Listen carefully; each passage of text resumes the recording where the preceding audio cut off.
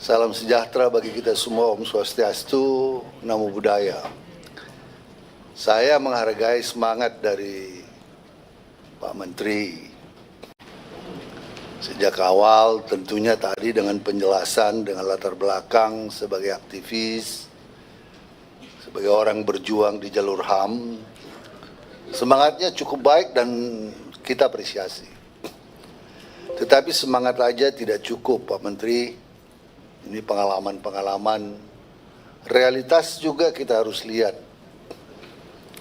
Saat ini APBN kita kemarin defisitnya sekitar 600 ya. Tahun depan akan ada jatuh tempo hutang sekitar 800-an.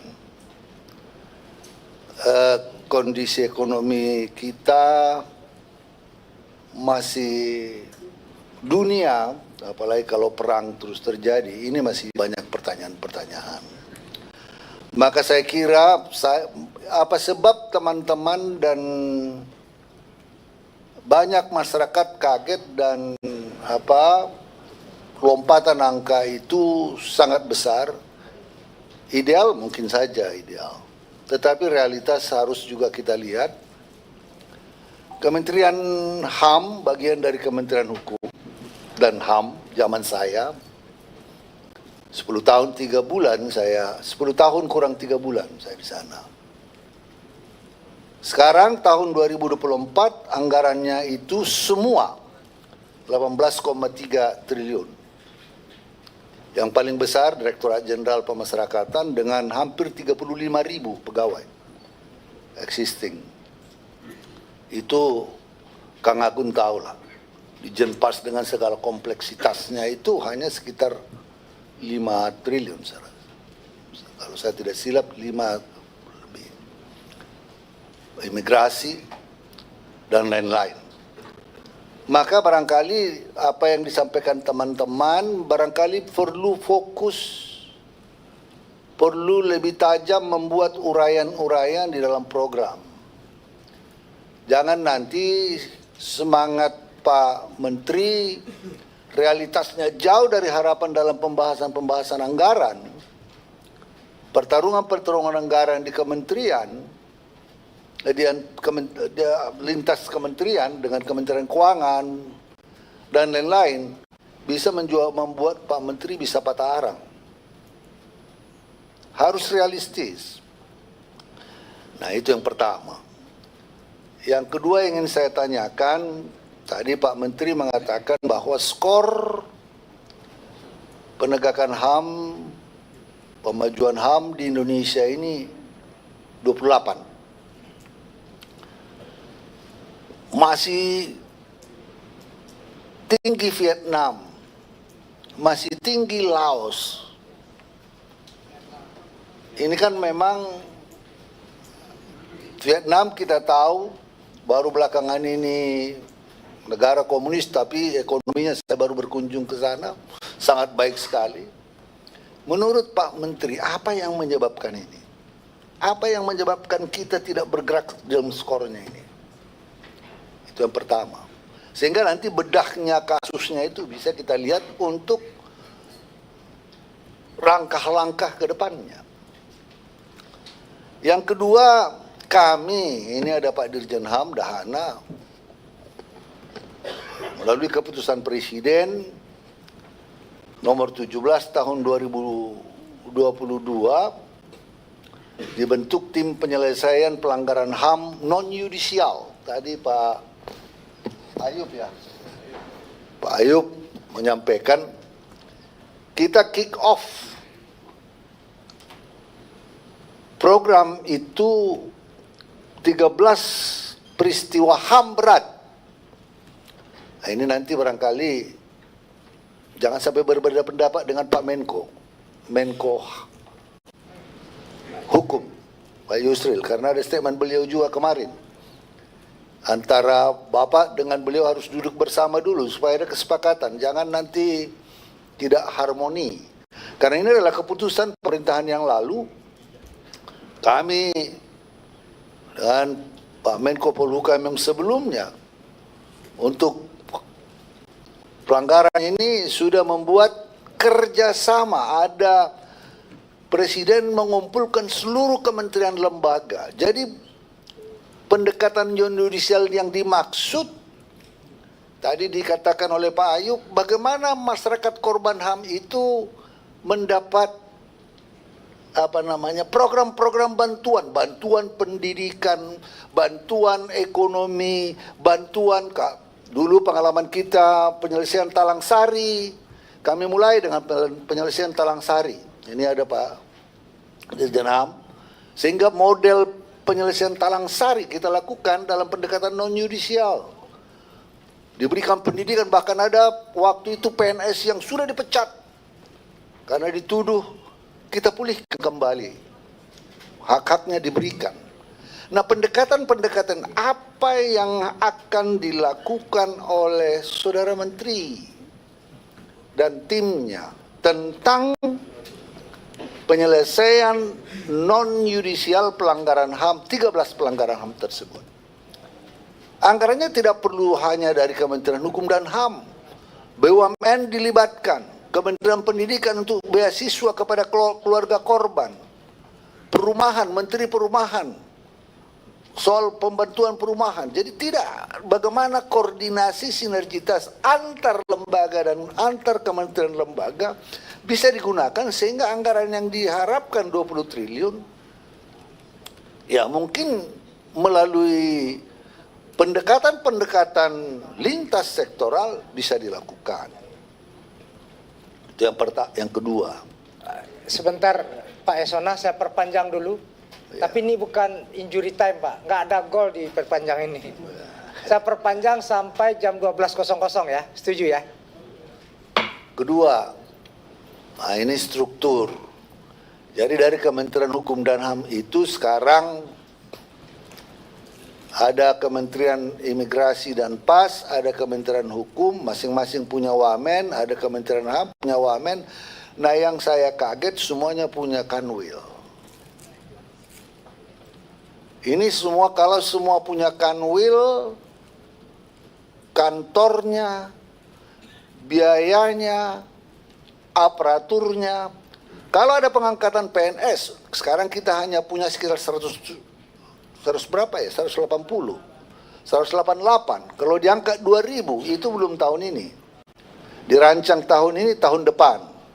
Tes, baru itu realisasi jadi CPNS akhir tahun 2025.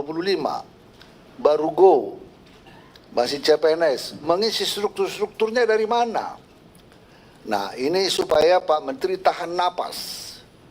Karena ini mengisi struktur yang banyak ini tidak semudah membalik telapak tangan. 2000 itu berarti dia masih CPNS 3A. Untuk mengisi dua direktorat jenderal, ya, sekjen, irjen, kanwil. Ah, ini yang kanwil berarti kabit-kabit. Saya dengar hanya eselon 2B ya. 2B. Ini tentu membaginya bukan persoalan yang gampang dan konsekuensi anggarannya dahsyat sekali. Ini barangkali perlu kita bagaimana Pak Menteri mensiasati perampingan struktur tetapi tetap bisa melakukan tugas-tugas yang diembankan dan rencana kerja yang Bapak lakukan. Kita juga sekarang barangkali ini bisnis dan HAM. Saya mau mendorong terus bisnis dan HAM. Karena beberapa perusahaan-perusahaan, baik Pertamina, ada swasta yang sudah barangkali dengan pendekatan-pendekatan seperti ini, ya, ini bisa dilakukan. Bagaimana menggencarkan, bagaimana melakukan ini sehingga komunitas-komunitas bisnis betul-betul dengan indikator masih voluntary bisa dilakukan, bisa digiatkan terus dan ini mendapat pengakuan dalam pertemuan-pertemuan kita dengan dunia internasional itu diakui. Saya kira ini baik dan perlu ditindaklanjuti. Nah, tadi dikatakan ada 8.000 desa dapat 100 juta. Saya agak concern dalam soal-soal ini. Kita pengalaman dengan dana desa, Pak. Pengalaman dengan dana desa, sudah bertahun-tahun kita dana desa, masih tetap banyak dana desa-desa yang tertinggal. Dan apa yang terjadi? Banyak sekali kepala desa yang harus berurusan dengan hukum. Kalau ditelisik, ini dana desa ini hampir barangkali mungkin ada hanya berapa persen kepala desa yang bisa bersih sebersih-bersihnya. Makanya pada pemilu yang lalu banyaklah kepala desa yang menjadi alat penakut, digunakan dengan alat penakut untuk tujuan-tujuan tertentu dalam pemilu. Tidak usah kita bahas di sini. Kenapa? Itu tadi. Jadi saya mengajak Pak Menteri sebelum sampai ke sana, make it next 3 to 4 years to come instead of doing it right away. Ya. Kita punya program peduli HAM. Ini yang perlu diperbaiki. Indikatornya diperbaiki lebih ketat. Kemudian kasih reward kepada kota sehingga anggarannya dari Pemda, indikator yang kuat dilakukan oleh Kementerian Hukum dan HAM, dikasih reward kepada Pemdanya yang mendapat kota kabupaten peduli HAM. Koordinasikan dengan Kementerian Keuangan. Saya mau bahwa kota peduli HAM mendapat reward seperti yang dilakukan. Kalau dia anggarannya baik, dia dapat insentif. Apakah berapa sekian. Instead of kasih 8 triliun kepada masing-masing kepala desa, hanya sosialisasi. Wah, ini potensial untuk ciapeng kalau katanya di Medan. Ini sangat, jadi ini memangkas beberapa soal-soal yang perlu kita pertimbangkan.